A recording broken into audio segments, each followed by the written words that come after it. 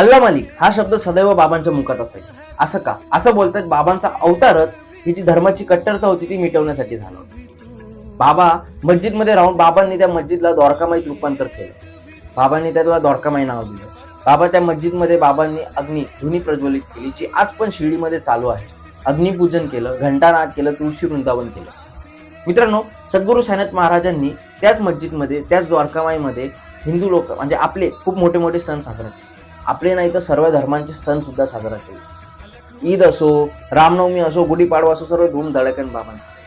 बाबांनी धर्मभेद, जातीभेद कधीच केला नाही. बाबांनी सबका मालिक एक हा संदेश नेहमी दिला. मित्रांनो, सद्गुरू साईनाथ महाराजांची एकच बाजू आज सर्वे सांगतायत, पण ही जी दुसरी बाजू आहे ती कोणच सांगत नाही.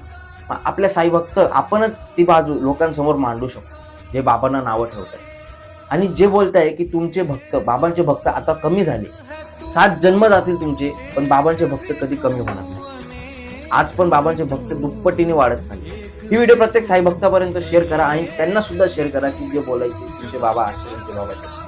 जय साई.